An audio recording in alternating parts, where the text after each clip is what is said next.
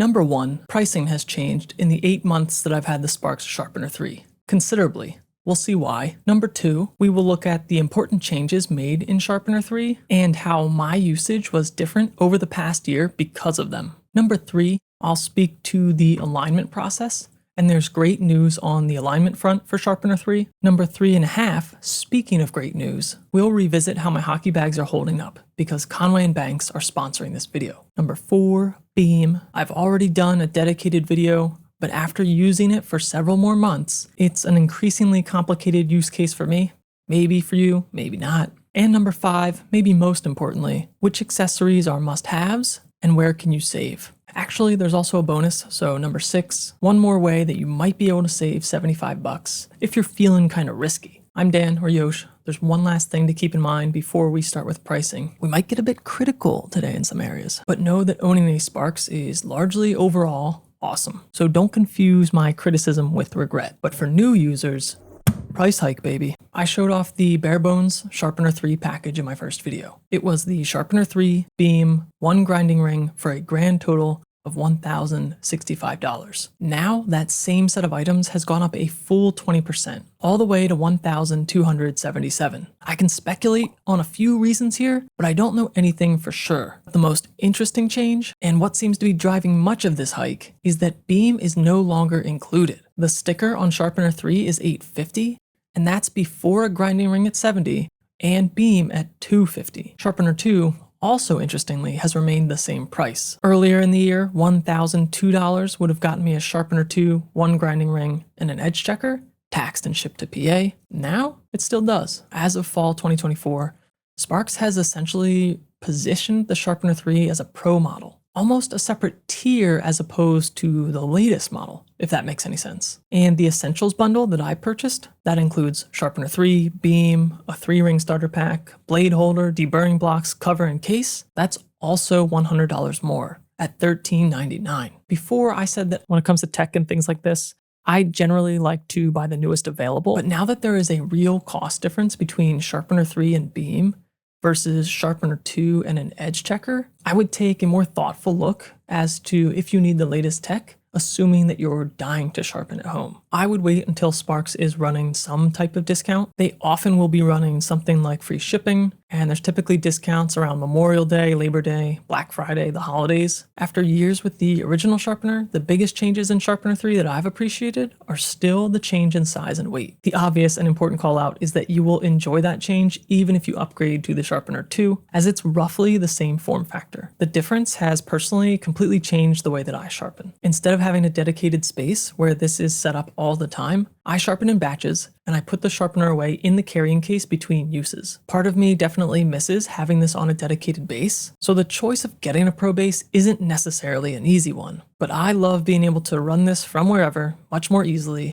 and I like being able to fully wipe out the base when I clean it. I find that easier in this version. If you are a multi-skater household, or you envision giving your skate a quick touch-up after each session, you might lean toward upgrading to the pro base. If you're like me, if you have multiple sets of steel, get the soft case instead. This is holding up great, though I haven't been especially rough with it. And then the other massive change is the alignment process on this machine. The good news is that I've never once had to mess with calibration.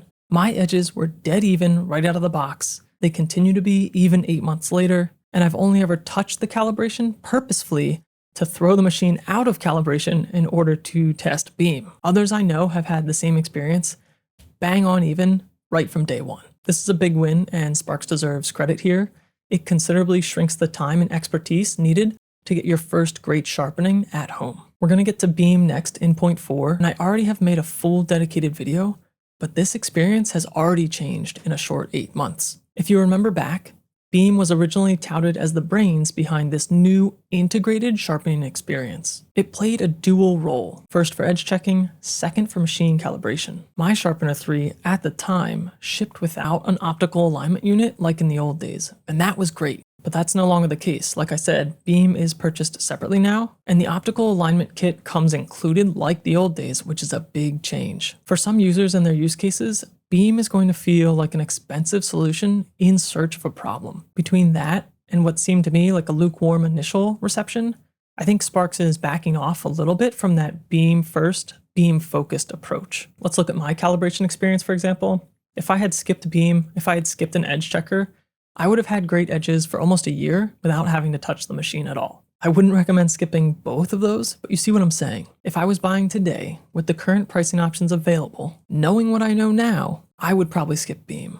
I'll elaborate, but first, if you watched my earlier videos, you'll know I've been using both Conway & Banks bags, and they're holding up great after 8 months. I've been getting out on the Mars blades much more this year, and the Luis backpack is perfect for that. The design allows for your skates to breathe, just like the extra airflow that I was searching for in their ice bag. It has plenty of pockets and room enough for pond or roller gear. You can learn why I love them both by watching this video, and if you need to upgrade your bag for the season, use the link in the description below with the coupon code DANYOSHUA, DANYOSUA, for 10% off. 18 of you have already taken advantage of this offer, so thank you for supporting this channel and Conway & Banks. The reason I might personally skip is largely due to usability, particularly the speed at which you can check multiple edges. And now that it's not included, the price. I now sharpen in batch, and even after all of these months, little has been done to improve what I think is kind of a clunky feel in the Sparx app. Beam is also just objectively slower and more fiddly to put on your blade to get to your reading as opposed to an edge checker. That time adds up when you're ripping through multiple sets. It also doesn't seem to keep much of a battery charge or have a big battery capacity, especially if you leave it alone for several weeks in between sharpenings. I've given the app a good try over the last 8 months, but I'm at the point where I probably am not going to be firing this up at least every time that I use the machine. I can see how the QR codes in a household full of kids might be awesome, but the underlying data model in the app doesn't nicely account for multiple sets of steel per skate. I realize many people might only have 1 or 2 sets, but it doesn't handle many that well. The phone will keep disconnecting when it goes to sleep. The sharpening log has shown to be inaccurate for much of my sharpening history. It's just a bit more trouble than it's worth. I plan to start trusting the green light reading from Beam without opening the app to see the exact reading. I'll still check for new firmware occasionally. Those updates have worked really smoothly in the past, but there haven't been any exciting new features just yet. In my opinion, Beam still has a place for those who want to completely abstract themselves from the edge checking or calibration processes. And I think this makes the machine even more kid-friendly, which is cool. The new SDR wand, must-have accessory. Some people pop magnets into a bag. I would just add this for the ease of use, and you can wipe it off when done. The soft carry case, I'm a fan. It fits in perfectly, and I'll be able to transport it longer distances if I ever need to. I would grab a coated steel kit, but if you get somebody else's gummy stone, you can probably save a few bucks. And then I love the blade holder. If you're not swapping steel often, this is skippable. If you are, I would call this a necessity for the best experience. The items from the essential bundle that I would skip are the deburring blocks and cover. I usually just deburr at an angle with the gummy stone and the leather strop, so I find the blocks a little unwieldy and a little bit overpriced. The cover would be great if you're keeping your sharpener set up. I loved the cover on my original Sparx, but if you are planning to use the soft carry case like me, you'll rarely, if ever, use the cover. Brand new, baby. Finally, if you are planning to skip beam, you still need an edge checker of some kind. I like the Sparx Edge Checker a lot.